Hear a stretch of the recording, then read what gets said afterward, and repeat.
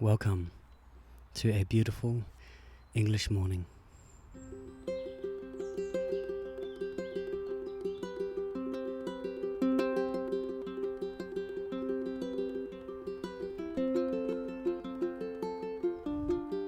The birds are singing.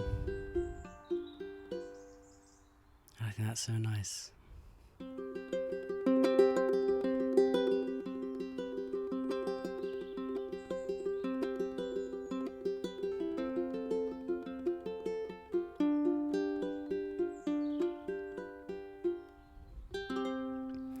I thought about making this podcast really chill.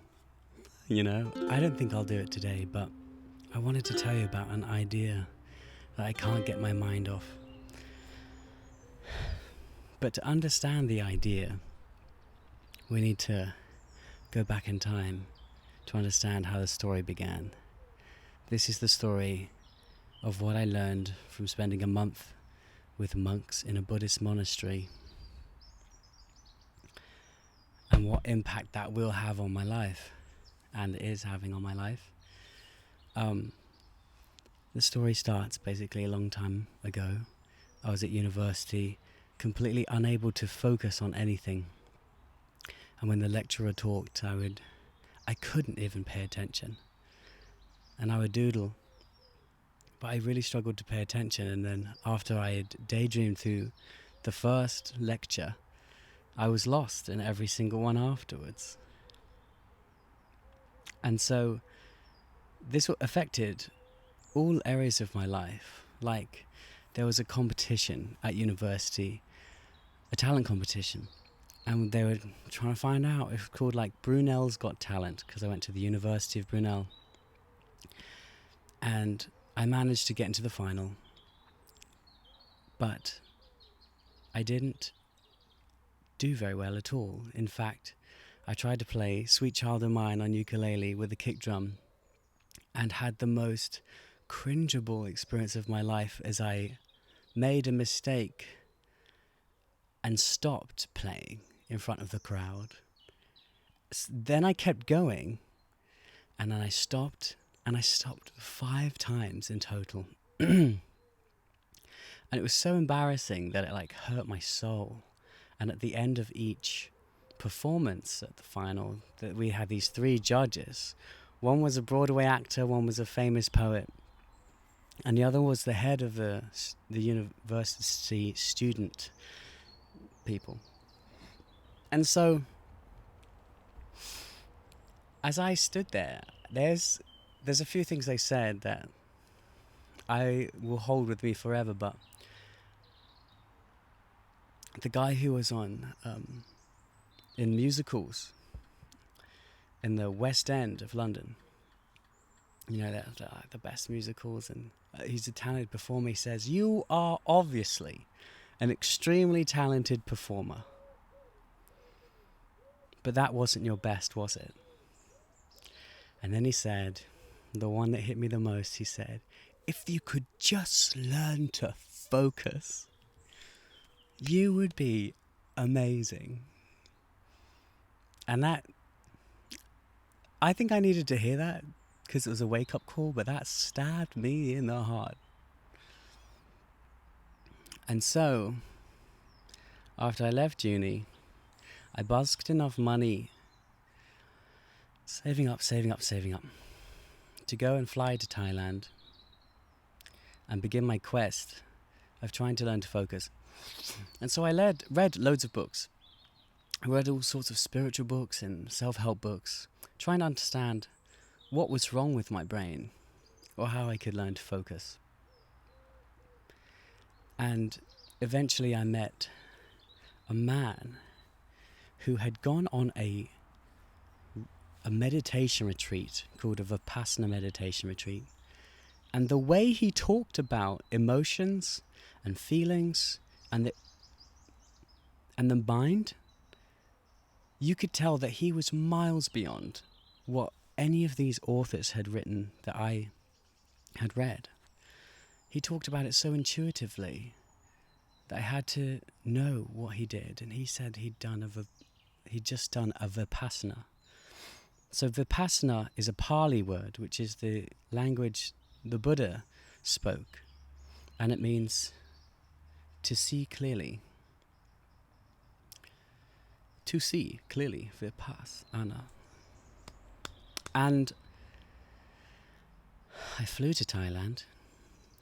I went to the middle of nowhere retreat center called Wat Chom Thong in northern Thailand. It's still there.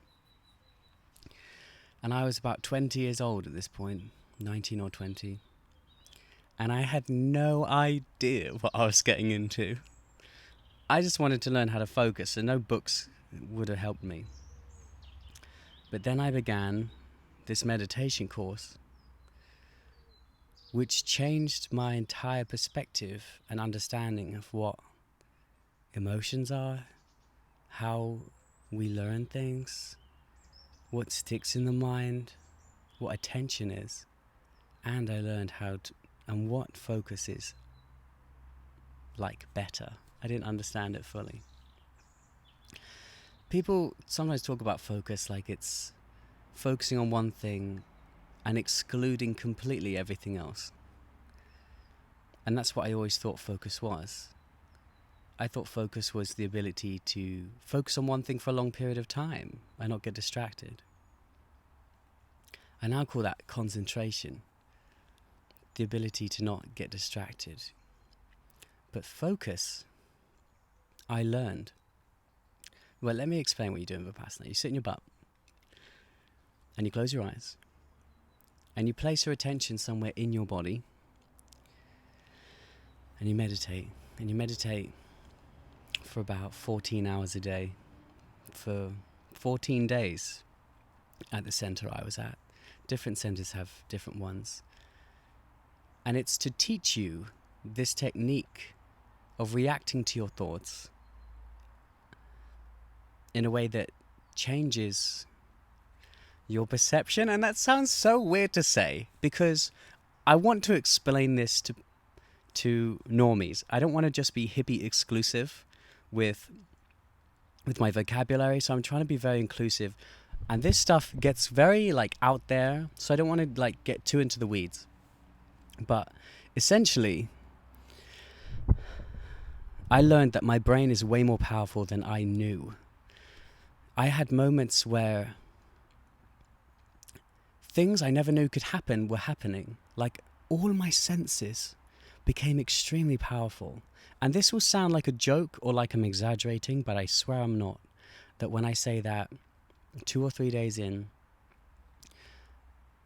my mind was so clear, or my senses, I was so attuned to my senses that I could hear my own heartbeat and feel it.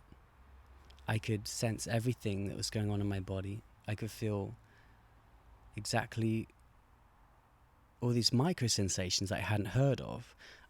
And in geeky computery language, which I like to describe things in, is I was increasing the resolution of my sensory inputs. Because we have to filter a lot of things most of the time, else we'll be overwhelmed. But when you clear your mind and you close your eyes, there's so much less sensory input that you can process a lot more, that you're aware of a lot more. And so, on the same day that I felt all of that, I remember hearing a truck drive by, like a ute, an open back truck. And normally when you hear a car go by, you just hear the engine, right? That's one level of resolution.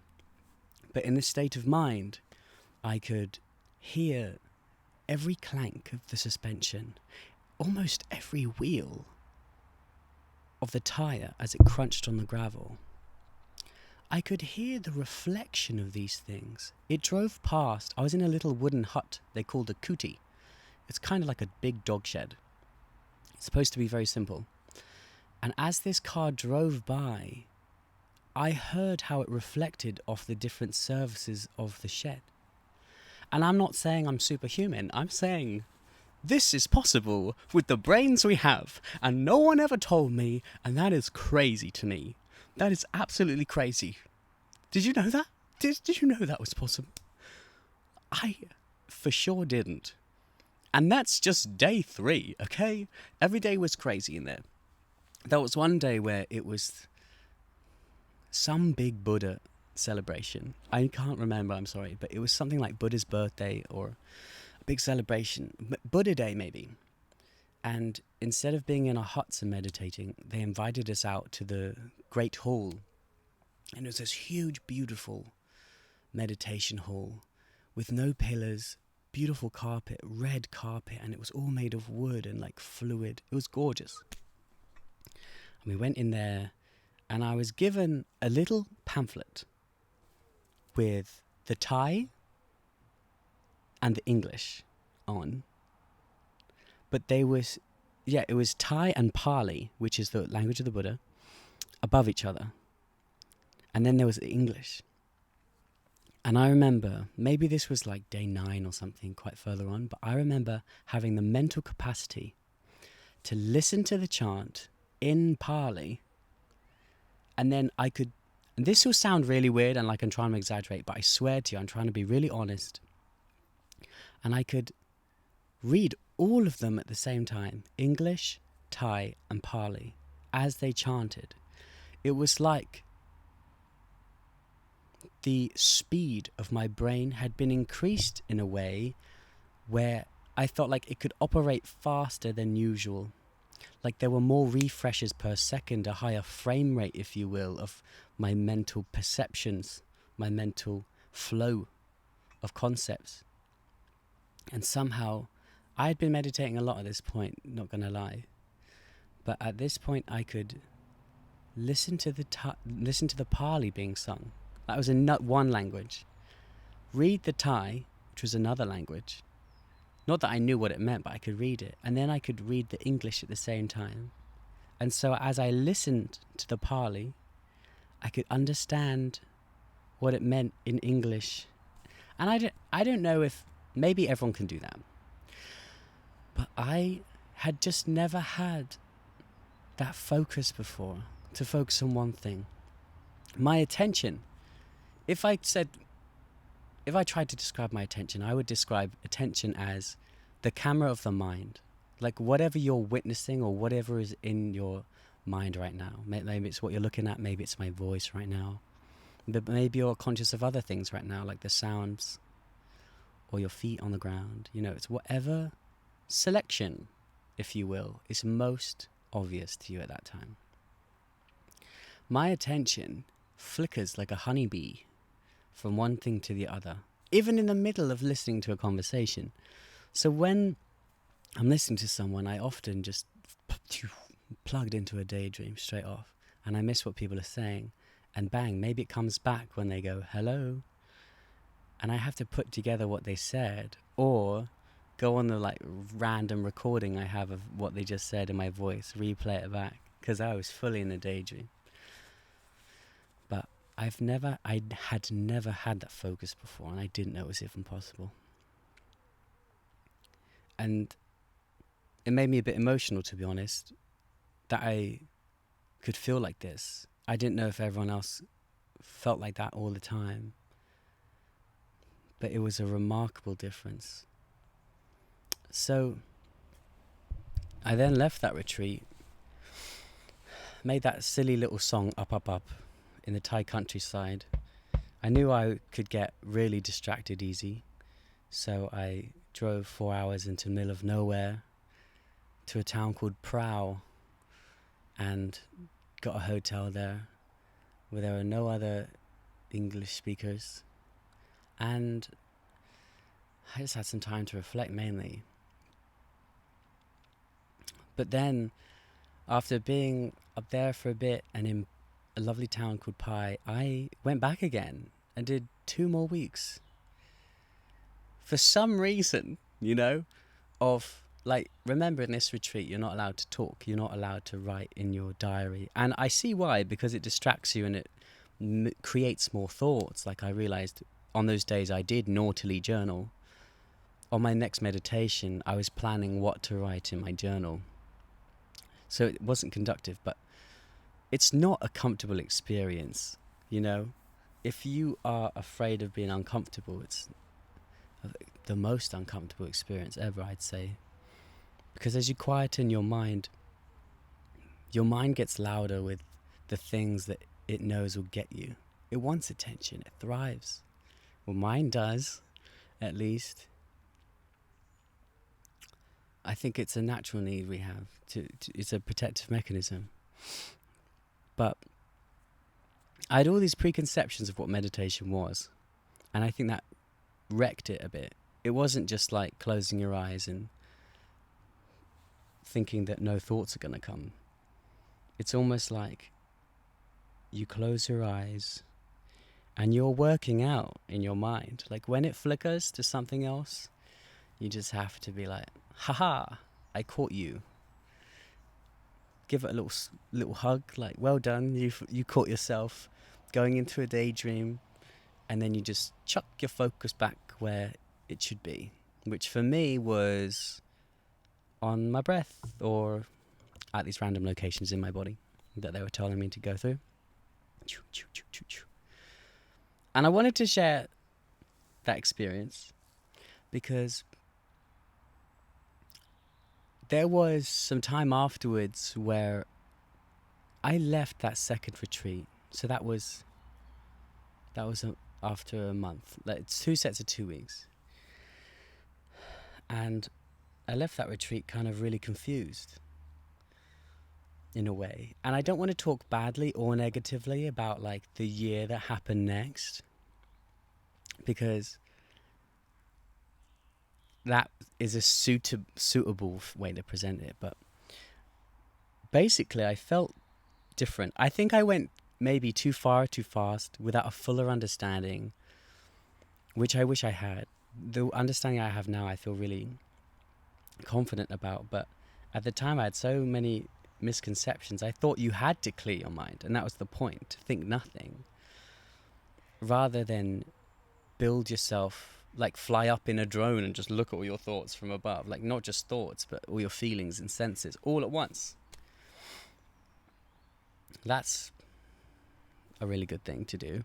But I wanted to talk about this today because I've had a massive realization, which has been really good. I've been trying to like heal some things in my life, and I've gone looking around the internet like crazy, researching this past few days, and I've learnt about something called open focus that I can't not talk about. Like, it's too fascinating and too interesting, because I always thought, oh, the answer is meditation. I'm just not meditating daily, right, with my brain. And that could be a part of it. I know that the meditation I was doing is really conductive to concentration and being undistracted for a long period of time. But to do that, you need to not just have the ability to focus on one thing, but to also be aware of what you're doing, where you're doing it, all at the same time. And I call that peripheral awareness, whatever that word is, peripheral awareness. That attention shouldn't be just like a microscope on one tiny thing. It should be spread out over a wide area. And this will sound crazy, but the reason why I find it so interesting, and the reason why I'm so fascinated with it, is because open focus is a technique of, you could call it meditation, but it's kind of mind working out, that was found not by the Buddha or not by any Eastern thought. It was discovered by a guy called Les Fermi, I do believe. Les Fermi. And he's the director of the Princeton Biofeedback Center.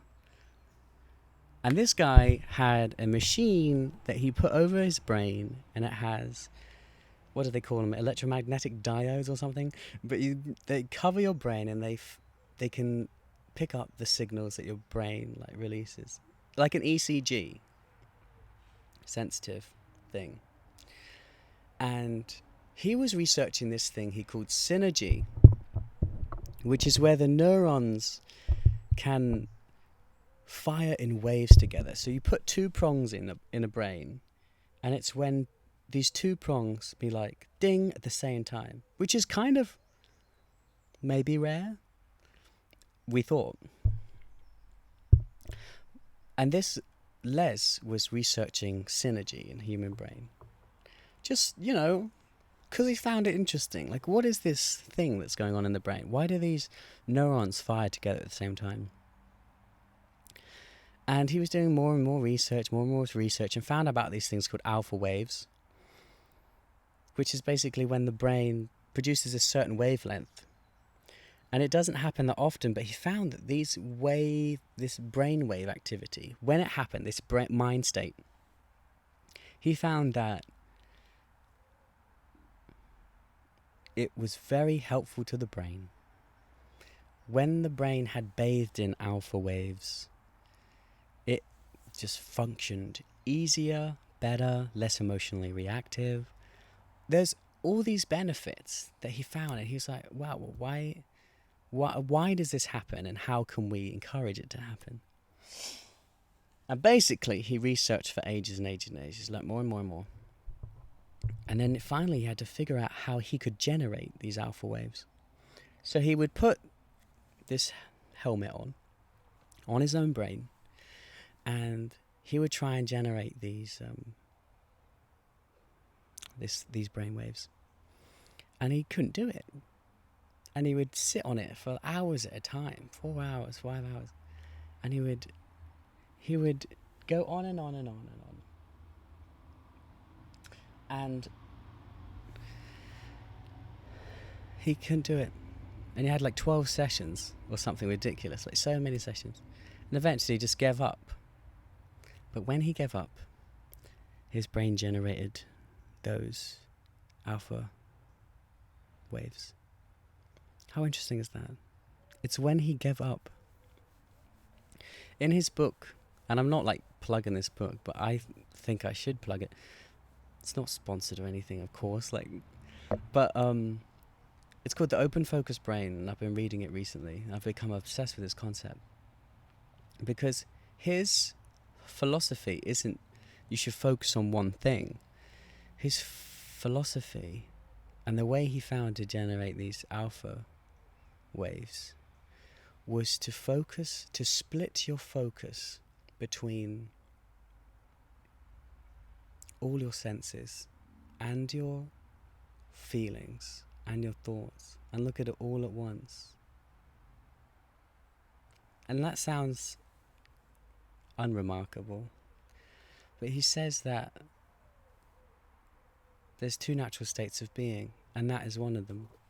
It's that there's different shapes of attention, and that what we've learnt to do is we stay in this like really narrow focused attention all the time, and we're rewarded for it. Every time someone says, be careful, for example, it's an example of pay attention to something, to pay attention to one thing, rather than pay attention to your body and its natural balancing abilities. Pay attention, they say.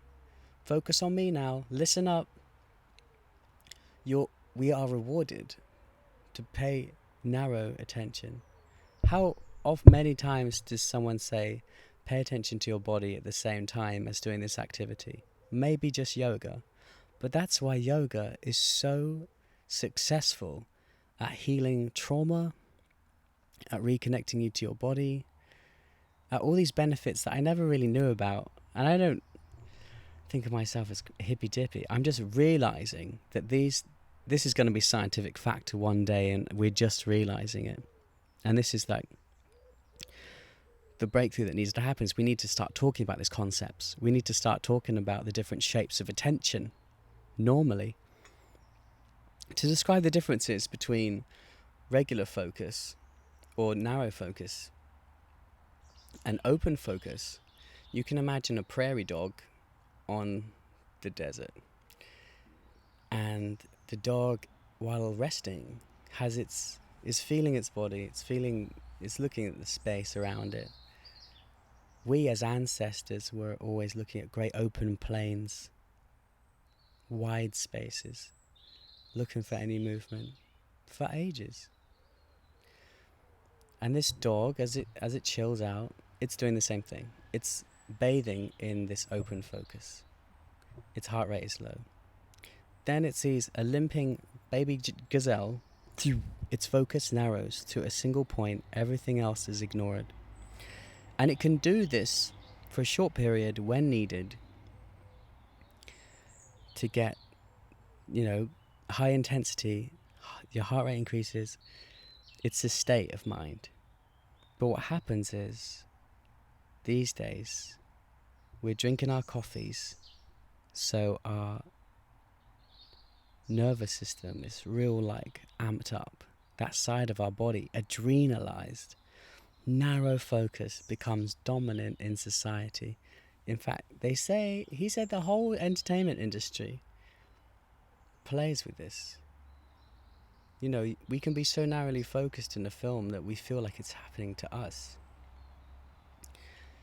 instead of remembering that we are in, our bodies, we're not in the film. And so our whole culture is kind of currently built around a very narrow focus, and that's why we're all burnt out and depressed and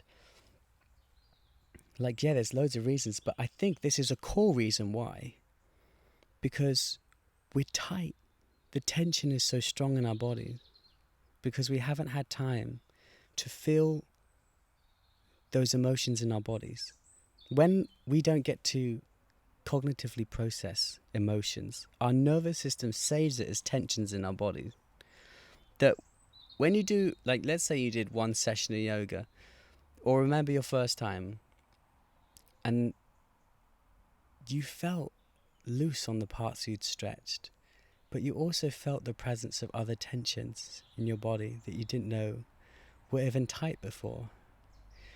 Well, that's what's going on. It's like, in open focus, it's the natural resting state. And the brain waves all pulse together in this state they call synergy. Isn't that amazing? And I have to learn more about that, but Les Femi, after he discovered this, he started to just bathe in it for hours at a time. And he changed his whole life. That things became easier, things became smoother. And I wonder why that is. I find this amazing. And so, as someone who has struggled with focus their entire lives, I'm just so grateful to be learning this information and in some way passing it on and continuing the conversation, because I think this is so important. Ideally, I'd love one day for there to be a school for the different faculties of mind, the different skills of the mind, so you could train in immersion, you could train your open focus. Once we isolate these things, then the disorders we know today as ADHD, attention deficit, hyperactivity disorder, that is the worst named condition. And I think that it really misleads people with things, and for the default to just be here, take this drug that we don't really know how it works is crazy to me. And that the fact that there's a natural solution blows me away. Here's another fun fact. I read this book from an anthropologist called Robert Wolfe. And he was an anthropologist who did all sorts of things all around the world. But he was always fascinated with tribal cultures, and his book is amazing. His book is called Original Wisdom, Stories of an Ancient Way of Knowing. And I read this book. It's very interesting. It has stories from him in different tribes and what he learnt from the tribes. There are some amazing stories in there, but I'll skip to this certain section. He gained the trust of these Malaysian Aborigines, these people that were untouched by Western civilization. They kind of hid, were very shy, but he knew of the friend of the village. They had one friend that came in and out and just looked after them, and he became Robert wolf became friends with this man and slowly, eased his way in and slowly gained their trust.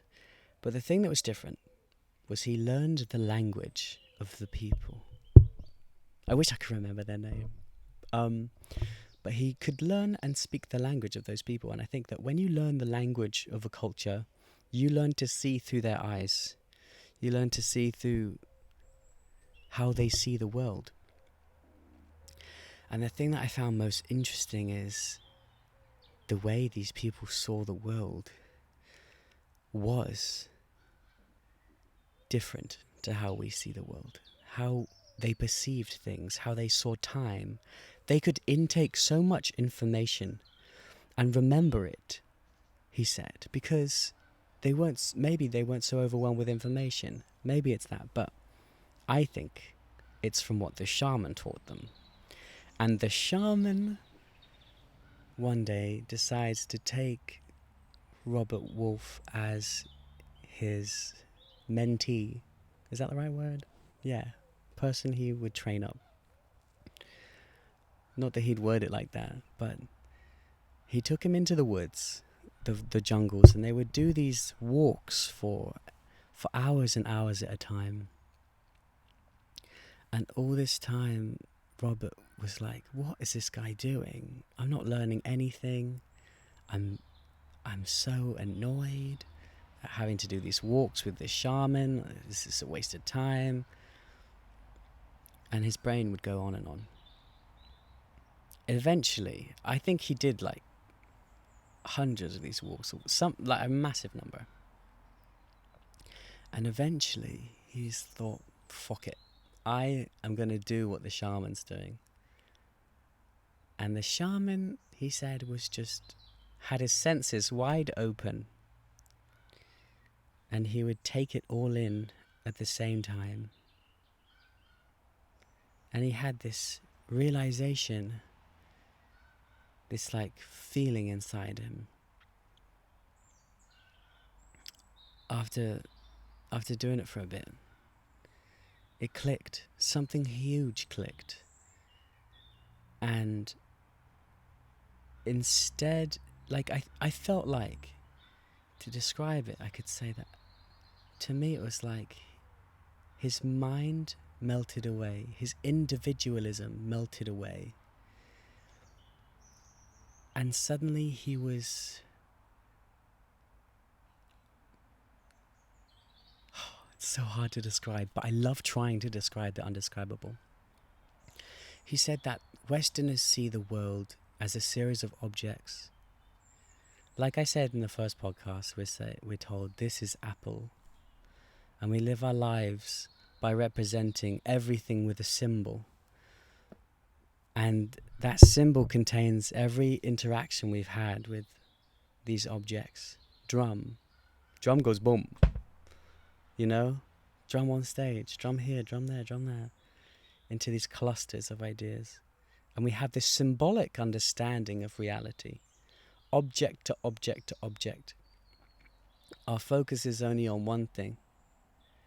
But he said he went from a state where he was seeing individual objects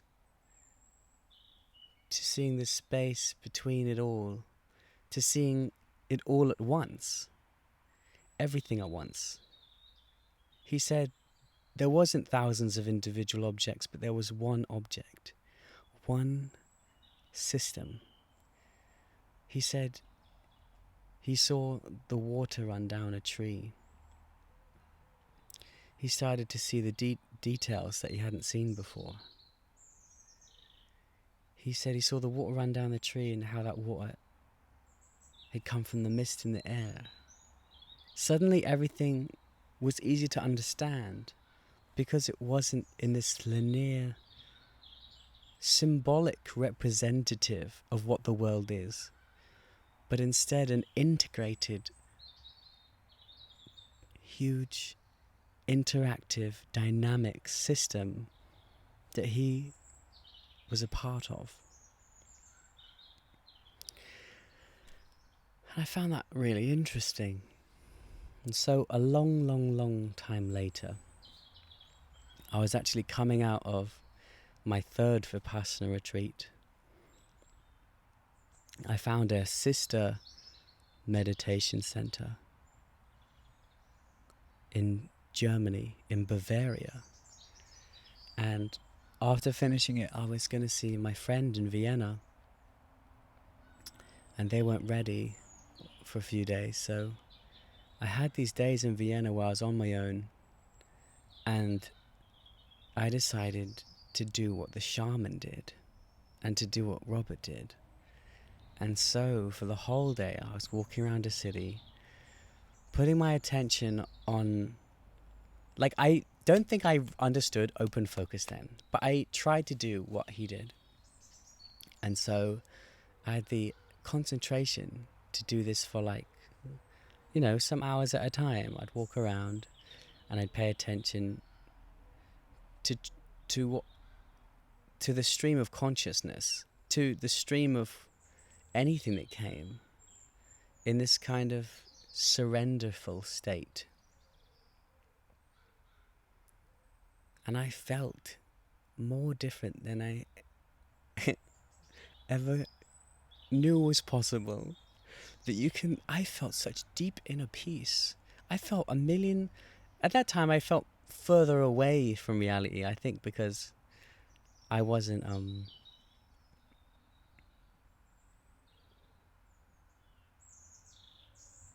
I think I was too narrowly focused even then. But that day it was crazy. I felt so peaceful. You ever felt like, I remember the first time I did yoga, maybe it was similar, but there was a state of mind I had then when I felt like anything could happen and it would never make me sad. Like I could only be happy. And I think it's because I was in those states of mind, I was doing the right thing that you're supposed to do to make you restful. We are not made to focus narrowly on one thing, but we're made to split our attention between our body and all the senses at once, more often than this tight, wound up, tense state of mind. And like, I'm not gonna poop on narrow focus. Like, when you want mad cognitive ability, it's there for us, right? Ideally, like if we're looking after ourselves. And so open focus and connecting to the body has been the biggest breakthrough for me recently. And I just wanted to share that, that like this journey I've had has blown my mind, because no one talked about this stuff when I was little or growing up. I never knew that you can kind of drug yourself into peace in the middle of a city centre. What the frig is that about? I have no idea. But it's been a huge journey, and I can't wait to learn more and more and more.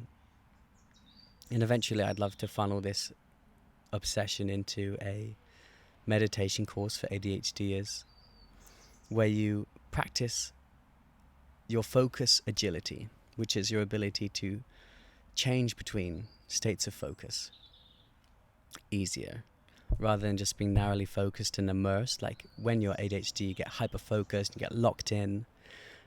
Sometimes I would play video games for like 20 hours because if you're interested in something, you just go deep and the rest of the world ceases to exist if you can get into that state. But I think if I had the agility, the focus agility, or even more for peripheral awareness, I would be more mindful of what was actually going on in my mind, and I could regulate easier. Because I think there's a whole layer to consciousness that I don't know if everyone is aware of. I definitely don't feel like I was connected to it when I was younger. But there's this whole sensation layer. When a loud noise happens, when I've been practicing open focus in the past like 2 weeks, when a loud noise happens, I feel my ear prick up like a dog. and it like almost like sends this like nervous system ripple, like, and it makes every nerve in me fire up. And I think that when we open focus, or when we split our attention evenly across all our senses, we freaking are connected to that sensation level. We're connected more to our intuition, and we're more connected to that instantaneous part of our physiology. Malcolm Gladwell in his book Blink talks about, and also Daniel Kaufman in Thinking Fast and Slow talks about, there's these two states of mind. One is very logical, methodical, very A plus B equals C. This equals good, this equals bad. But then there's a part of your mind that you can use, which is your intuition. They did a study where they got a bunch of volunteers and they asked them all their success. They showed them like a 3-second clip of a couple, and they all voted on how long they'd last. One group had to decide instantly, the other group had to think about it for a while. And the ones that answered instantaneously were more accurate. Isn't that interesting? And so those two books are amazing, talking about the logical versus instantaneous intuitive mind. But I feel like the more connected we are to those sensations in our body that I never knew existed, really, because I was just numb to them, the more we connected to that, the more we connected to our gut, our heart, which is literally a system of neurons in there. Like, I thought that when people talked about like the heart and the gut, I'm like, yeah, yeah, right, yeah, that's trash. But now I know that it's literally like part of our brain in a way, you could say, because it's the nervous system. It's neurons. It's a neuron chain. And it picks up stuff in your stomach, and it picks up stuff next to your heart. It knows. Your body knows, and we can't lie to it, is what I'm learning. When it says go to sleep and you don't go to sleep, it'll get you back. It knows. So that's a fun fact. Another fun fact I'd like to share about open focus is I accidentally discovered it when I was younger. There was a book called Diaries of a Sociopath or something, and I was flicking through it. I didn't read it. I was flicking through it, and she was talking about all these attention experiments she's been doing. And in these attention experiments, she talked about how she'd go from focusing on a narrow thing, but then she'd also talked about how she would focus on everything at once in a state of ecstasy. And those words captured my attention. I was like, what is that? What is that about? Focusing on everything at once in a state of ecstasy. She was like, focus on your body, focus on how you're feeling, focus on your thoughts, focus on the sound. Like, you can go to get into it. I've learned that you can focus on one sense at a time and then put them all together, slowly expanding them. But before I knew that, I read that chunk of a book. I read that page. And I went out on a bike, on a BMX bike, just around the town, around the suburb or whatever. And I remember, God, it was the best day. Everything seemed so easy. Everything just flowed. I didn't need to try at anything. Like, does this make sense? I want it to. I want to say something that makes it understandable, but it's hard. You could think of it like getting high off life. And I'm sure maybe you've felt it too. Like, maybe when you go on holiday and you see these big expanses of space and you have to keep your awareness fresh to keep up with all this new information. Maybe you've been traveling somewhere and you felt that. Or maybe you love doing sport and you do something which involves coordination, when you are plugged into your body like that, when you're integrated, your thoughts and your muscles, you're literally in that state of mind. And this is something I've found more and more interesting. That's why ADHDers are so often recommended to exercise early in the morning, I think, because it links your body and it releases a crazy amount of endorphins as well. That's good. But there's all these things that are coming together, all these ideas that I see as one thing, and I can't wait to get more into it. But I just was dying to share this new conceptual obsession that I've been thinking about lots. So with that,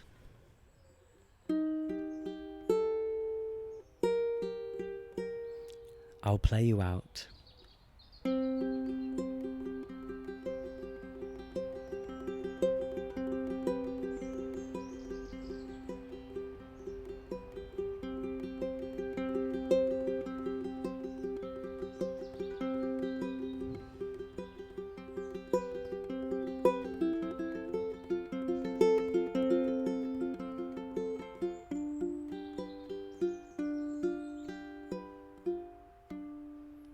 Have a lovely day.